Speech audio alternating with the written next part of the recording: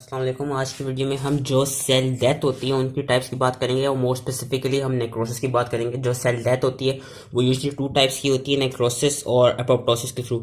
इसमें हम नेक्रोसिस पढ़ेंगे। अब नेक्रोसिस की कुछ चीज़ें पता होनी चाहिए कि बेसिकली जो नेक्रोसिस होता है ये एक पैथोलॉजिक प्रोसेस होता है। मतलब कि जब भी कोई बॉडी में पैथोलॉजिकल क्या कहते हैं सिचुएशन हो तभी नेक्रोसिस होगा। नेक्रोसिस कभी भी फिजियोलॉजिकल प्रोसेसेस में नहीं होता। एंड नेक्रोसिस की खास बात यह है कि इट इज़ एक तरफ से टाइप ऑफ रिवर्स, किसी भी रिवर्सिबल इंजरी के बाद नेक्रोसिस होता है। यानी मतलब समझो कोई भी सेल है, इसको कोई अगर इंजरी होगी वो यूजुअली रिवर्सिबल होगी, इरिवर्सिबल नहीं होगी। जो इरिवर्सिबल होती है वो एपोप्टोसिस में होती है, वो हम एपोप्टोसिस में पढ़ेंगे। नेक्रोसिस में बेसिकली होता क्या है कि अगर कोई रिवर्सिबल इंजरी हो और अगर वो वापस रिवर्सिबल हो जाए तो फिर तो जो सेल जिस तरह यहाँ पे इंजर्ड दिखाया गया है, सेल वापस अपनी जो ओरिजिनल मायोरिटी उसमें आ जाएगा। लेकिन ऐसा हो कि किसी भी स्टिमुलस की वजह से, कोई भी जो डेंजरस स्टिमुला है जिसकी वजह से सेल की इंजरी हुई है और वो क्या कहते हैं वो स्टिमुला परसिस्ट करता रहे और जो आपका सेल है वो फिर वापस रिकवर ना हो सके तो फिर होगा क्या, उस सेल को हो जाएगी नेक्रोसिस। और ये एक तरफ से प्रोग्रेसिव इंजरी होती है जो कि उन्होंने यहाँ पे दिखाई है। ये सेल जो है इसमें नेक्रोसिस हो चुकी है। नेक्रोसिस की कुछ खास कैरेक्टरिस्टिक्स क्या है बेसिकली कि इसमें होती है एक तो जो आपकी सेलुलर जितने भी कंपोनेंट्स हैं, जो सेलुलर प्रोटीन्स हैं, जितनी इंट्रा सेलुलर प्रोटीन्स हैं जिसमें सारे एंजाइम्स आ गए, वो आपके सारे लीक आउट कर जाते हैं। आपका जो मोस्ट इंपॉर्टेंट जो लाइसोसोम होता है और जो आपकी ओवरऑल जो सेल मेम्ब्रेन होती है वो सारी डिस्टर्ब हो जाती है। लाइसोसोम जब डिस्टर्ब हो जाते हैं तो उसमें से भी सारे विनो इंट्रासेलुलर एंजाइम्स निकलते हैं जो कि आगे फिर इसको अंदर जो कि कहते हैं जब वो निकल जाते हैं तो फिर वो सेल की डीनेचरेशन शुरू करते हैं, सेल को एक तरफ से वो डिस्ट्रॉय करना शुरू कर देते हैं। साथ में होता क्या है कि सिर्फ ये नेक्रोसिस में इंपॉर्टेंट है कि नेक्रोसिस में जो सेल होगा वो स्वेल करेगा, एपोप्टोसिस में नहीं करता। एपोप्टोसिस में जब हम पढ़ेंगे तो उसमें सेल श्रिंकेज होती है, नेक्रोसिस में सेल जो है वो स्वेल करता है। एंड साथ ही नेक्रोसिस में सबसे इंपॉर्टेंट फीचर जो होता है वो ये होता है कि नेक्रोसिस में इन्फ्लेमेशन होती है, लोकलाइज्ड इन्फ्लेमेशन नेक्रोसिस के अंदर होती है। एंड इसकी एक और खास बात क्या है कि नेक्रोसिस बेसिकली तब होता है कि जब तो या तो लाइसोसोम्स की जो मेम्ब्रेन है वो डिस्टर्ब हो गई हो एंड डिस्टर्ब होकर वो अपने एंजाइम्स रिलीज कर दे, या ऐसा हुआ कि स्टेट में कि जिसमें माइटोकॉन्ड्रिया डैमेज हो जाए। जब माइटोकॉन्ड्रिया डैमेज होगा तो उससे होगा कि जो एटीपी होगी वो एटीपी लूज हो जाएगा, क्योंकि एटीपी बन नहीं रहा होगा तो एक सेल में एटीपी कम हो जाएगा। जब भी किसी सेल में एटीपी कम हो जाएगा माइटोकॉन्ड्रियल डैमेज की वजह से या लाइसोसोम की मेम्ब्रेन की डिस्ट्रक्शन की वजह से जो एंजाइम्स हैं वो रिलीज हो जाएंगे तो उससे सेल जो है वो नेक्रोसिस में चला जाएगा। एंड नेक्रोसिस की कॉजेज क्या होती है, जो सबसे इंपॉर्टेंट कॉज है नेक्रोसिस का विच इज हाइपोक्सिया। हाइपोक्सिया क्या होती है, लॉस ऑफ ऑक्सीजन। अब ये लॉस ऑफ ऑक्सीजन की क्या कॉज होती है, लॉस ऑफ ब्लड सप्लाई। किसी भी जगह की जो ब्लड फ्लो है, जो ब्लड सप्लाई वो चले जाए, जिसको हम इस्कीमिया भी कहते हैं, वो मोस्ट इंपॉर्टेंट कॉज है जिसकी वजह से नेक्रोसिस होता है। इसके अलावा जो नेक्रोसिस है वो आपका किसी भी फिजिकल या केमिकल इंजरी की वजह से हो सकता है कि आपकी कोई रेडिएशन आ गई हो जिससे केमिकल इंजरीज हो गई, या कोई आपने एसिडिक या एल्कलाई केमिकल स्टिमुलाई भेजो जिससे सेल इंजर्ड हो गया, या कोई फिजिकल ट्रॉमा की हो जिससे सेल इंजर्ड हो गया हो, उससे भी फिर नेक्रोसिस हो सकता है। एंड साथ ही ऐसा हुआ हो कि कोई बर्न्स की सिचुएशन आ गई हो या कोई ऐसी सिचुएशन आ गई हो कि जो प्रोटीएसेस हो वो आपके सेल के अंदर या सेल क्या कहते हैं जो damaging cells and damaging tissues हैं वहां पे लीक आउट कर जाए। जिस तरह जो पैंक्रेटाइटिस होता है, पैंक्रेटाइटिस में ये होता है कि जो आपके सारे एंजाइम्स होते हैं वो एक तरफ से जो एंजाइम्स होते हैं जितने भी वो लीक आउट कर जाते हैं, जिससे फिर होता है कि जो आसपास के जितने भी सेल्स होते हैं वो डैमेज होने लग जाते हैं। तो ये एक नेक्रोसिस का क्या कहते हैं ओवरव्यू है बेसिकली। एंड नेक्रोसिस का इन्होंने यही चीज यहाँ पे बताई हुई कि it is a pathologic process that is consequence of severe injury. वो इंजरी की कॉजेज क्या हो सकती हैं, सबसे इंपॉर्टेंट इस्कीमिया जो कि उसकी वजह से होता है, हाइपोक्सिया की वजह से। साथ ये बताना भूलिए माइक्रोबियल टॉक्सिन्स भी होते हैं, बर्न्स हो गई और आपकी other forms of chemical physical injuries हो गई, और कुछ अनयूजुअल सिचुएशन जिस तरह मैंने पैंक्रेटाइटिस की जो थी वो एग्जांपल दे दी। और यही जो एक तरफ से डेफिनेशन है नेक्रोसिस की वो उन्होंने यहाँ पे बताई हुई कि it is characterised by denaturation of cellular proteins, leakage of cellular contents through damage membranes, local inflammation and enzymatic digestion of lethally injured cell. जब भी सेल इंजर्ड हो जाएगा, जिस तरह उन्हें यहाँ पे दिखाया हुआ भी है कि इसके जो माइटोकॉन्ड्रिया वो डैमेज हो गए और उसके लाइसोसोम्स की डैमेज हो गए। और इसमें खास बात क्या होगी कि इसकी आपकी मॉर्फोलॉजी कैसे मिलेगी नेक्रोसिस की, बेसिकली हो क्या रहा होगा कि वो जो सेल होगा it would be intensely eosinophilic. जो इओसिन डाई होता है वो उसमें सबसे ज्यादा क्या कहते हैं, जब भी हम एचएनडी स्टेनिंग के थ्रू देखेंगे तो जो ये वाले नेक्रोसिस जिन सेल्स में नेक्रोसिस हो रहा होगा उनकी एक तो मेम्ब्रेन डिस्ट्रप्टेड होगी, उसको क्या कहते हैं मेम्ब्रेन को ब्लैबिंग कहते हैं, मेम्ब्रेन ब्लैब कर रही होगी, इनके अंदर माइलिन फिगर्स नजर आ रही होंगी। आपके जो क्या कहते हैं जो सेल होगा वो एक तो स्वेल हुआ होगा, साथ ही जो क्या कहते हैं इसमें जो साइटोप्लाज्म है वो इओसिनोफिलिक होगा। जिस तरह ने यहाँ पे दिखाया हुआ है कि ये जितने जो आपके जितने भी क्या कहते हैं वो हैं इस्कीमिक सेल जो है, या यहाँ पे इस तरह दिखा हुआ है जो डैमेज सेल है, इन्होंने किडनी की एग्जांपल ली हुई है जिसमें नेक्रोसिस हुई हुई है। अभी हम देख सकते हैं कि ये इंटेंसली इओसिनोफिलिक है, यहाँ पे कोई बेजोफिलिक सेल्स नजर नहीं आ रही। दूसरा, इसमें जो न्यूक्लियर चेंजेस होती हैं वो 3 तरह की होती हैं, पिक्नोसिस, कैरियोडेक्सिस एंड कैरियोलाइसिस। कैरियोलाइसिस क्या होता है? कैरियोलाइसिस क्या होता है कि जब बेसिकली जो न्यूक्लियर मटेरियल है वो पूरा डिसोल्यूट कर जाए, जब पूरा न्यूक्लियस का मटेरियल जो है वो डैमेज हो जाए, उसको हम कहते हैं कैरियोलाइसिस। जो कि यहाँ पे लिखाया हुआ है कि किसी न्यूक्लियर चेंजेस में यही है कि एक तो आपका जो वो है न्यूक्लियस का पूरा जो कंटेंट है वो डिसोल्यूट कर गया, वो डैमेज कर गया, जिसकी वजह से जो बेसोफिलिक क्रोमेटिन होता है वो फेड अवे कर जाएगा और उस प्रोसेस को हम कहेंगे कैरियोलाइसिस। एक क्या होता है, एक और ये होता है क्यों, due to enzymatic degradation by endonucleases. एक होता है पिक्नोसिस। पिक्नोसिस में क्या होगा कि पिक्नोसिस में जो है न्यूक्लियस होगा वो श्रिंक कर जाएगा। और पिक्नोसिस की एक और खास बात ये कि पिक्नोसिस हम देखेंगे, पिक्नोसिस आपका एपोप्टोसिस में भी होता है।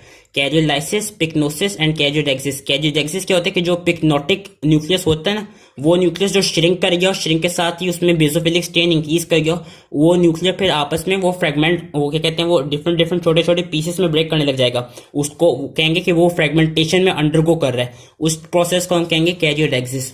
तो ये इन तीनों में से अगर कोई भी प्रोसेस हो रहा होगा ना, तो कोई भी हमें मतलब कोई भी प्रोसेस होता हुआ नजर आ गया किसी भी सेल में, तो हम कहेंगे कि वो जो सेल है वो क्या कहते हैं, वो नेक्रोसिस, उसके अंदर बेसिकली नेक्रोसिस हो रही है। या अगर उसकी न्यूक्लियस में कैरियोलाइसिस हो रहा हो, पिक्नोसिस हो रहा हो या कैरियोडेक्सिस हो रहा हो, तो उस सेल की नेक्रोसिस हो रही होगी।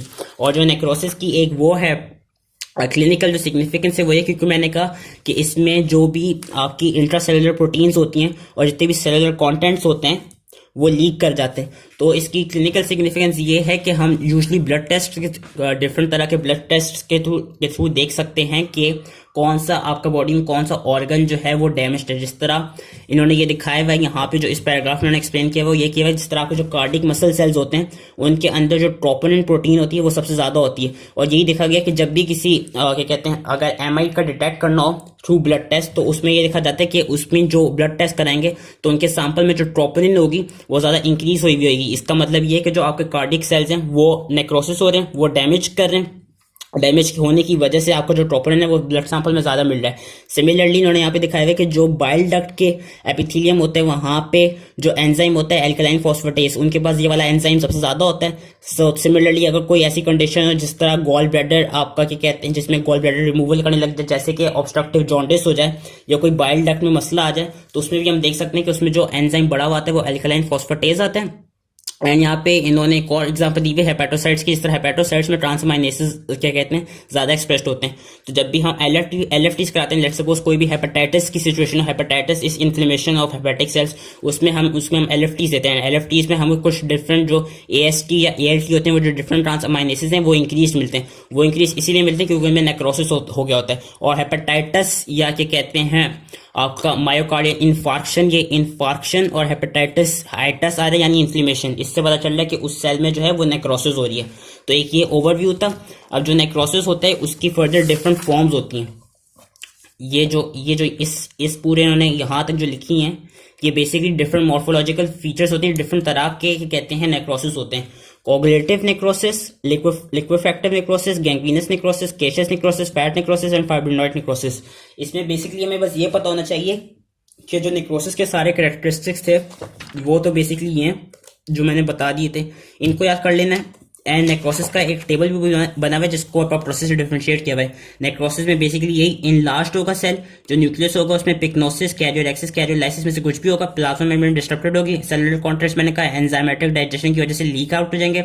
अच्छा, इनमें इन्फ्लेमेशन ज्यादा होगी एंड ये यूजुअली पैथोलॉजिकल उसमें ही होता है, स्टेट्स में ही होता है।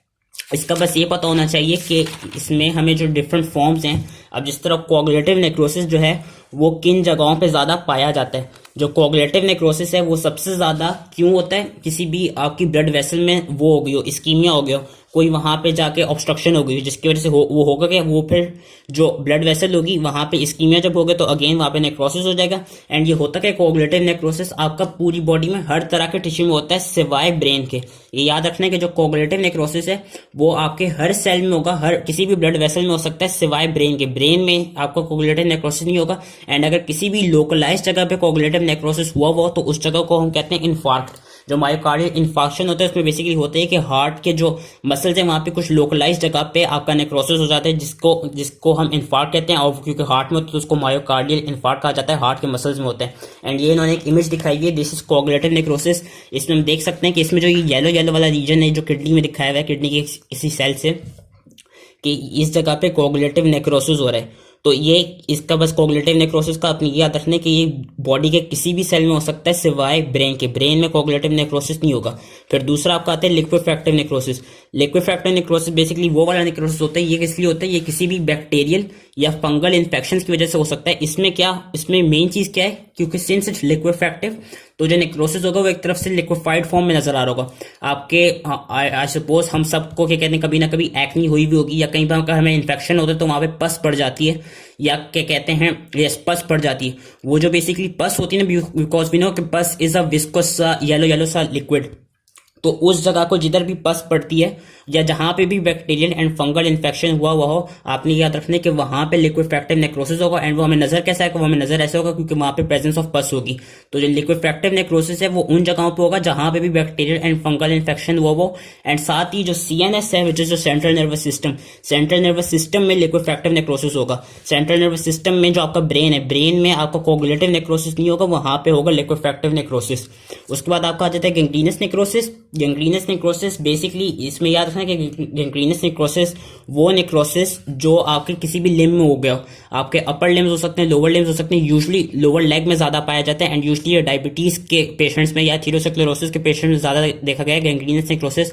गैंग्रीनस नेक्रोसिस बेसिकली वही नेक्रोसिस है कि क्या कहते हैं जो सेल्स हैं वो डैमेज हुए हैं, दे आर अंडरगोइंग क्या कहते हैं जो सेल नेक्रोसिस हुए हैं। बेसिकली गैंग्रीनस नेक्रोसिस ये है कि अगर किसी भी लिम्ब में आपका नेक्रोसिस शुरू होने लग जाए तो उस जगह उस नेक्रोसिस को हम गैंग्रीनस कहते हैं। एंड वो दो तरह का होता है, ड्राई एंड वेट।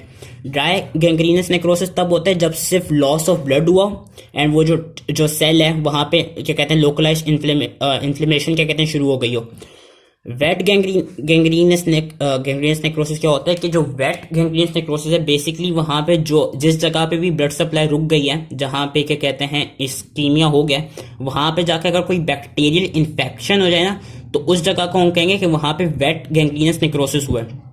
वैसे अगर कोई इन्फेक्शन ना हो तो उसको हम कहेंगे ड्राई गैंग्रीनस नेक्रोसिस, अगर वो किसी लिम्ब में ही हुआ। और ड्राई गैंग्रीनस नेक्रोसिस बेसिकली एक और नाम है कोगुलेटिव नेक्रोसिस का। सिमिलरली जो लिक्विफैक्टिव नेक्रोसिस है वो एक और नाम है वेट गैंग्रीनस नेक्रोसिस का। आई होप ये इसलिए समझ में आ गया कि basically coagulative necrosis and dry gangrenous necrosis एक ही चीज है। कोगुलेटिव नेक्रोसिस मैंने कहा था कि बॉडी में कहीं पे भी हो रहा हो सिवाय ब्रेन के, उसको कोगुलेटिव नेक्रोसिस कहते हैं। गैंग्रीनस नेक्रोसिस का बस हमें यह पता होना चाहिए कि अगर वो कोगुलेटिव नेक्रोसिस आपके लिम्स में हो रहा हो एंड वहां पे कोई बैक्टीरियल इन्फेक्शन ना हुआ हो तो उसको हम कहेंगे ड्राई गैंग्रीनस नेक्रोसिस। एंड अगर ऐसा हो कि कोई लिक्विफैक्टिव नेक्रोसिस हुआ हो, आपके किसी भी लिम्ब में कहीं पे पस पड़ जाए एंड वहां पे फिर बैक्टीरियल इन्फेक्शन हो जाए, जो कि विनो के पस यूजली बैक्टीरियल इन्फेक्शन से ही होती है, तो उसको हम कहेंगे वेट गैंग्रीनस नेक्रोसिस। इसी के अलावा आपको होता है केशियस नेक्रोसिस। केशियस नेक्रोसिस सबसे ज्यादा सार्कोइडोसिस एंड ट्यूबरकुलस जो टीबी होता है उसके इन्फेक्शन में ज्यादा देखा जाता है। जो केशियस नेक्रोसिस होते हैं इसमें बेसिकली क्या देखा गया, केशियस नेक्रोसिस में आपकी जो क्या कहते हैं डिफरेंट तरह के ग्रैन्युलोमास की फॉर्मेशन देखी जाती है केशियस नेक्रोसिस में। केशियस नेक्रोसिस में ये याद रखना है कि ये आपका यूजुअली लंग्स में होगा, क्योंकि बिना टीबी का इन्फेक्शन जो होता है वो लंग्स में होता है। एंड सार्कोइडोसिस के केस में होगा एंड जो इसकी अपीयरेंस होगी वो चीज लाइक होगी, जो कि उन्होंने यहाँ पे दिखाई हुई कि चीज लाइक अपीयरेंस है, ये है केशियस नेक्रोसिस। एक और होता है फैट नेक्रोसिस। फैट नेक्रोसिस का अगेन आपको याद रखना है कि फैट का नेक्रोसिस यानी कि जो फैट के टिश्यूज हैं, जो फैट सेल्स हैं वो डिस्ट्रॉय हो गए। जब वो डिस्ट्रॉय हो गए तो होता क्या है, और ये किन कंडीशंस में होते हैं, इसकी जो मोस्ट इंपॉर्टेंट है वो है एक्यूट पैंक्रियाटाइटिस। पैंक्रियाटाइटिस के साथ साथ कोई भी फैट का डैमेज हो गया पेरिटोनियल कैविटी में तो हम कहेंगे वहां पे फैट नेक्रोसिस हो जाता है। वो फैट नेक्रोसिस क्यों होते हैं, बेसिकली कोई भी लाइपेसिस, क्योंकि बिना जो फैट डाइजेस्ट फैट डिस्ट्रॉय कैसे होते हैं किसी भी लाइपेसिस से, लाइपेस आके फैट को डिस्ट्रॉय कर देते हैं, फिर उनमें वो जो फैटी एसिड्स निकलते हैं, अगर जब वहां पे जाके कैल्शियम उन फैटी एसिड्स के साथ प्रेसिपिटेट बनाता है जिसको हम फैट सपोनिफिकेशन कहते हैं, और वो जो प्रेसिपिटेट बनाते हैं ना वो फिर एक सफेद सफेद के चंक से बना देता है। ये जो हमें फैटी ये इस फिगर में दिखाया हुआ ये जो सफेद सफेद नजर आ रहे हैं, बेसिकली हुआ क्या है कि लाइपेज ने आके यहाँ पे फैट सेल को डिस्ट्रॉय किया जिससे फैटी एसिड निकले। फैटी एसिड ने फिर कैल्शियम के साथ जाके सपोनिफिकेशन की, सोप फॉर्मेशन की, जिससे ये हमें छोटे छोटे सफेद सफेद फैट के नेक्रोसिस नजर आ रहे हैं। ये होता है फैट नेक्रोसिस। एंड एक और आपका आता है फाइब्रोनॉइड नेक्रोसिस। फाइब्रोनॉइड नेक्रोसिस का बेसिकली याद रखना कि ये आपका वेसल्स के अंदर होता है। ये इतना इंपॉर्टेंट अभी नहीं है, इसका बस याद रखना कि ये आपका वेसल्स के अंदर होता है। ये जो डिफरेंट फॉर्म्स ऑफ नेक्रोसिस है ना, इनमें बेसिकली हमें इनकी लोकेशन याद रखनी है एंड ये याद रखनी है कि क्या कहते हैं किन कॉजेस में हो सकता है। जिस तरह जो कोगुलेटिव नेक्रोसिस है ये बॉडी में हर जगह होगा सिवाय ब्रेन के, एंड इसकी यूजली क्या कहते हैं ये आपकी जो ब्लड वेसल्स है वहां पे जाके ये इस्कीमिया कॉज कर देता है। जो लिक्विफैक्टिव नेक्रोसिस है ये सिर्फ सीएनएस में होगा एंड उस जगह पे होगा जहां पे बैक्टीरियल एंड फंगल इन्फेक्शन होगा। जो गैंग्रीनस नेक्रोसिस है वो आपके लिम्स में होगा। और जो ड्राई गैंग्रीनस नेक्रोसिस है it is basically coagulative necrosis on the limbs, कि वहां पे कोई बैक्टीरियल इन्फेक्शन नहीं हुआ। अगर उस गैंग्रीनस नेक्रोसिस में कोई बैक्टीरियल इन्फेक्शन हो जाए तो उसको हम नाम देंगे वेट गैंग्रीनस नेक्रोसिस। केचएस नेक्रोसिस कहाँ पे होता है, ये यूजुअली टीबी के पेशेंट्स में देखा जाता है एंड सार्कोइडोसिस में देखा जाता है एंड इसमें ग्रैन्युलोमास की फॉर्मेशन होती है। फैट नेक्रोसिस कब होता है, जब भी कोई पैंक्रेटाइटिस हुआ हो या पेरिटोनियल कैविटी का कोई डैमेज हो गया तो वहां पे फैट नेक्रोसिस नजर आता है। बस ये चीज हमने मेन इसमें याद रखनी है। और फाइब्रोनॉइड नेक्रोसिस जो है वो यूजुअली वेस्कुलर डैमेज में देखा जाता है। ये इस तरह दिखाया हुआ है, ये वेसल जो है इसके अंदर ये फाइब्रोनॉइड नेक्रोसिस हुआ है। So that was it all related to necrosis. I hope easily ये समझ में आ गया हो एंड थैंक यू।